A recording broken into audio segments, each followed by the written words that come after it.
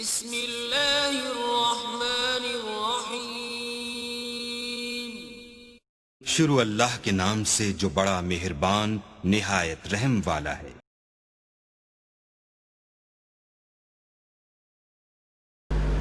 میرا ایک کلپ چڑھا، ہزاروں لوگ دیکھ چکے ہیں کہ حاضر و ناظر کے عقیدے کا بانی کون تھا۔ آپ یوٹیوب پہ رومن میں لکھے، سب سے اوپر میرا کلپ کھل جائے گا۔ حاضر و ناظر، علم غیب، یہ سارے جو عقائد ہیں میں ریکارڈ کروا چکا ہوں۔ علم غیب کے بارے میں موٹی بات یہ ہے کہ اللہ تعالیٰ جو چیز آپ صلی اللہ علیہ وسلم کو بتاتا ہے وہ آپ کے علم میں آتی ہے، جو نہیں بتاتا وہ علم میں نہیں آتی۔ باقی کون سی بتاتا ہے کون سی نہیں بتاتا، اس بحث میں پڑھنے کی وجہ سے اگلے اختلافات شروع ہوئے۔ باقی جو کہتے ہیں نا جی احمد بریلوی صاحب نے وہ الدولت المکیہ میں لکھا ہے کہ جی 7 سمندروں کے برابر اللہ کا علم ہے، اور چونچ میں اگر چڑیا اس میں سے پانی لے تو اتنا نبی علیہ السلام کا ہے، اور یہی نسبت نبی علیہ السلام اور باقی کی ہے۔ ان کو کہ یہ چونچ اور 7 سمندروں میں تو بہت بڑا فرق ہے، آپ وہ ذرا فرق بتائیں نا کہ یہ چیزوں کا علم اللہ کے پاس ہے اور یہ نبی کے پاس نہیں ہے۔ اتنا موٹا فرق نہیں تو نظر آمدہ؟ چونچ اور 7 سمندروں میں تو اتنا بڑا فرق ہے کہ کوئی ایک فرق واضح کرے نا۔ تو جب آپ یہ پوچھیں گے وہ کہیں گے نہیں جی ماں کا نا ماں یکون ہے، اصل میں پھر وہ یہی کہیں گے جی عطائی اور ذاتی کا فرق ہے۔ حالانکہ قرآن پاک میں موجود ہے، قیامت کا علم آپ کو نہیں دیا گیا، نشانیاں صرف بتائی گئی ہیں، اس طرح کی کئی چیزیں ہیں، اور اس میں آپ علیہ السلام کی کوئی توہین نہیں ہے۔ اس میں وہ یہ جواب بھی دیتے ہیں نا بڑا سخت قسم کا، وہ کہتے ہیں جی تم لوگوں کا ذہن ہی گندا ہے، تمہارا ذہن ہمیشہ نبی کی تنقید کی طرف کیوں جاتا ہے؟ نہیں، تنقید کی طرف کیوں جاتا ہے؟ ڈاکٹر طارق قادری صاحب بھی کہتے ہیں تنقید کی طرف تو آپ نے خود ابھار دیا نا، جب آپ نے کہا ایک چونچ اور 7 سمندر ہے، یہ تنقید تو آپ نے خود کر دی۔ ڈاکٹر طارق قادری صاحب کہتے ہیں نا کہ وہ کیسا امتی ہے کہ اس کو تکلیف ہو جاتی ہے، وہ سندے کھنگالنی شروع کر دیتا ہے کہ نبی کی شان میں گٹاؤں۔ یہ قادری صاحب نے لیکچر لکھ دیا ہے، اور کہتے ہیں امتی تو وہ ہے یار جو سادہ بھی ہے لیکن کہتا ہے واہ جی واہ میرے نبی کی کیا۔ قادری صاحب آپ اسے پھکی لے لیں کہ پھر عیسائی جو حضرت عیسیٰ علیہ السلام کو اللہ کا بیٹا کہہ رہے ہیں، یہ شان بڑھانے کے لیے کہہ رہے ہیں، تو ان کو کہنے دیں یار آپ کو کیا تکلیف ہے؟ وہ اپنے نبی کی شان کو بلند کرتے ہیں تو آپ کو کیا تکلیف ہوتی ہے؟ آپ عیسیٰ کو نہیں مانتے؟ عیسیٰ علیہ السلام وجیہن فی الدنیا والآخرہ نہیں ہے، قرآن کی روح سے اللہ کی روح نہیں ہے، کلمت اللہ نہیں ہے۔ جب عیسائیوں کا ہم رد کرتے ہیں تو کیوں کرتے ہیں؟ صحیح بخاری میں حدیث ہے، دیکھنا میری شان کو اس طرح بلند نہ کرنا جس طرح نصارہ نے اپنے پیغمبر کی شان کو بلند کر دیا تھا اور ان کو حد سے بڑھا دیا تھا۔ میں اللہ کا بندہ اور اس کا رسول ہوں، مجھے اللہ کا بندہ اور اس کا رسول ہی کہنا۔ یہ اعظم کو فرمانے کی ضرورت کیوں پڑی ہے قادری صاحب؟ یہ آپ کو کیوں ضرورت پڑ گئی کہ مجھے نہ بلند کرنا؟ آپ کو کوئی ٹینشن تھی؟ اس کا مطلب کچھ لوگ بلند کرنے والے تھے نا، بڑھانے والے تھے نا، تو آپ سے کہتے ہیں کہ جی میری جو بھی شان پہنچے آنکھیں بند کے کرنا، اور آنکھیں بند کر کے کہنا عشق تے چلے نمبر لے کے عقل والے انجی عمرہ گالیاں اینڈ کر کے لٹیاں پانا، علمی گلا کوئی نہ کرنا۔ ساڑھے کو تو پھر جی پکیاں جے آپ نے کیوں کہا کہ میری شان کو بلند نہ کرنا جس طرح عیسائیوں نے کیا؟ ٹھیک ہے، اس کا مطلب ہے آپ کو ٹینشن تھی۔ پھر بخاری مسلم میں موجود ہے، اما عائشہ کہتی ہیں اگر ہمیں خطرہ نہ ہوتا کہ حضور کی قبر پہ لوگ سجدے شروع کر دیں گے تو ہم حجرے کی جو دروازہ میں کھول دیتی اور اوپنلی قبر مبارک کو اوپن کر دیا جاتا، لیکن ہمیں خطرہ تھا کہ لوگ آپ کی قبر کو سجدہ گاہ بنائیں گے۔ یہ حضرت عائشہ کو تو مسئلہ سمجھ نہیں آیا جو ڈاکٹر طارق قادری کو سمجھ آیا۔ یہ صحیح بخاری صحیح مسلم دونوں میں حدیث ہے اما عائشہ کا، یہ اما عائشہ کا عقیدہ ہے۔ ان کو تو اسی وقت ٹینشن شروع ہو گئی تھی، حالانکہ اس وقت تربیت یافتہ لوگ موجود تھے۔ صحیح بخاری میں 1390 ہے، مسلم میں 1183 نمبر یہ حدیث ہے۔ میرا پورا لیکچر ہے اس کے اوپر، مسئلہ نمبر 63، ولادت مصطفیٰ اور رسول اللہ کی آخری وصیتیں صلی اللہ علیہ وآلہ وسلم۔ تو یہ عقیدے سارے ان کے خود بنائے ہوئے ہیں۔ میں جناب امام احمد بریلوی صاحب کے کنز الایمان سے عقیدہ علم غیب بتانے لگا ہوں۔ احمد بریلوی صاحب کے عقیدے پہ تو کوئی کسی کو اعتراض نہیں ہے نا؟ پڑھا شاہ جی؟ احمد بریلوی صاحب کا ترجمہ سورہ التحریم اور پارہ نمبر ہے 28، اس کی شروع کی آیات ہیں۔ میں نے جنید جمشید کے دفاع پہ جو لیکچر دیا تھا مسئلہ 105، اس میں بھی ان کو کور کیا تھا، علم غیب والے لیکچر میں میں نے اس کو کور کیا ہے۔ سورہ التحریم پارہ نمبر 28، اور یہ میں دکھا بھی دیتا ہوں ویڈیو کے اندر انشاءاللہ تعالی۔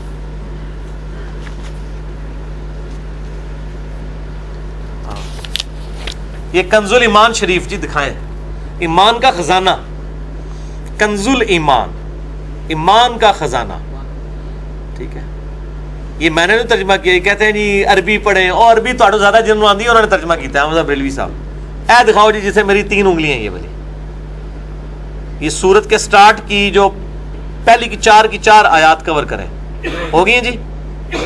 اس سے اگلا صفحہ بھی کور کرنا ہے کیونکہ بات آگے تک جا رہی ہے۔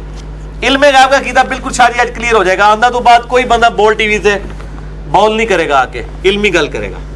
ہیلو, شروع کی 2 لائنیں کور کر دیں کافی ہے.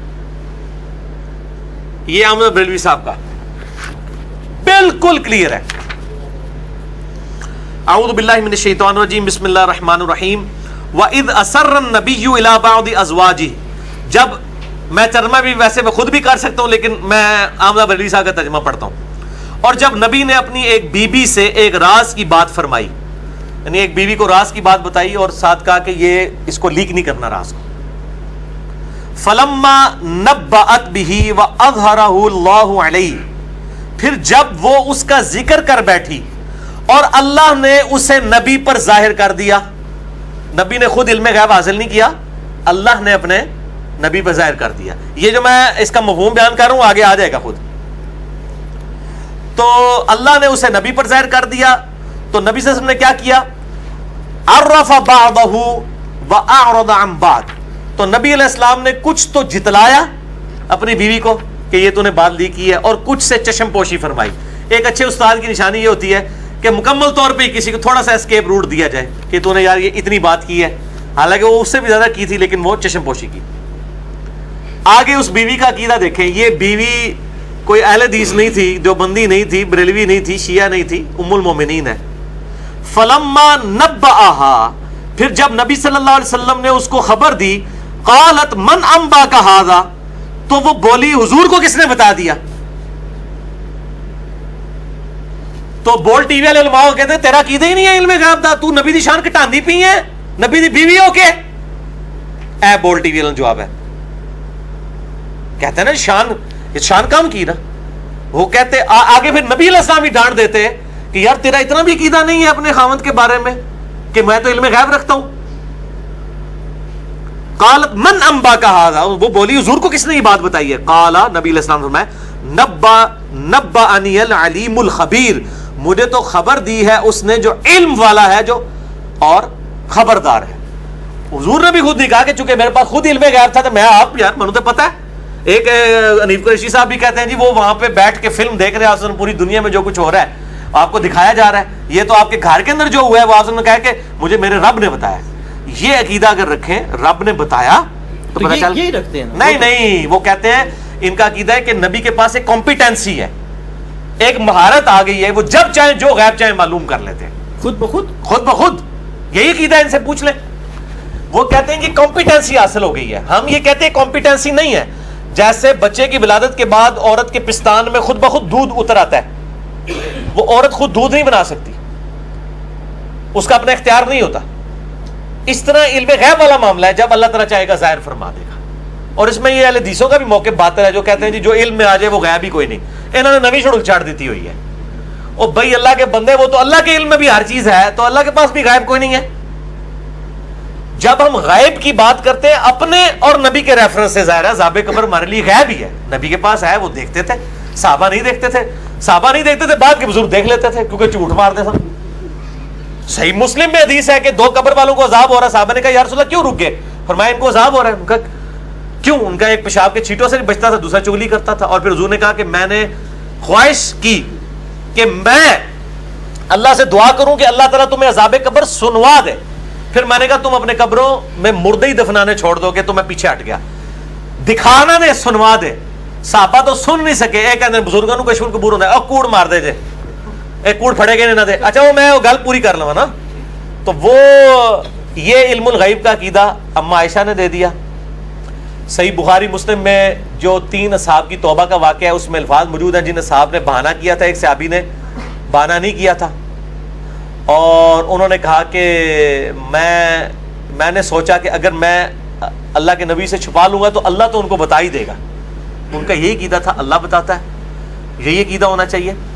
اور اس میں اہل حدیث نے جو ایگزیجریشن کی ہوئی ہے کہ جو علم میں آ جائے وہ غیب نہیں, بالکل یہ بھی باطل عقیدہ ہے, بالکل جھوٹا عقیدہ ہے, فیبریکیٹڈ ہے. کیونکہ اللہ کے علم میں ہر چیز ہے. وہ جب اپنے آپ کہتا ہے کہ میں غیب جانتا ہوں تو ہمارے ریفرنس سے بات کرتا ہے. نبی علیہ السلام کو ہمارے ریفرنس سے علم الغیب تھا جتنا اللہ نے دیا. ٹھیک ہے جی, علم الغیب پہ میں نے بڑا ڈیٹیل سے 6B لیکچر دیا. باقی رہا حاضر و ناظر علم و غیب, شاہ جی یہ جو تینوں عقیدے ہیں نا, میں نے ایک حدیث کے اندر ان تینوں عقیدوں کو کلیئر کر دیا کہ صحابہ کا عقیدہ کیا تھا.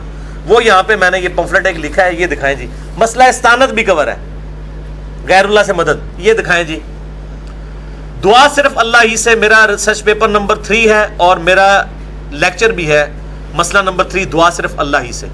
الحمدللہ ہزاروں لوگوں کی توحید کی اصلاح کا سبب بنا ہے. اس میں نے سارے اشکالات کے جواب دیے ہیں. اس کے اندر میں نے یہ حدیث ڈالی ہے صحیح بخاری صحیح مسلم سے.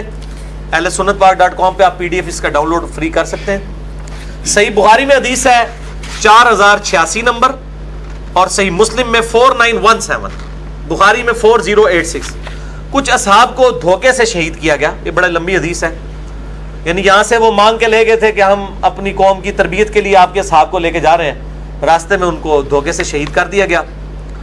تو بخاری میں الفاظ ہیں کہ انہوں نے دعا کی مرتے ہوئے, اللہم اخبر عنا نبیک, اے اللہ ہمارے نبی کو ہمارے حال کی خبر کر دینا.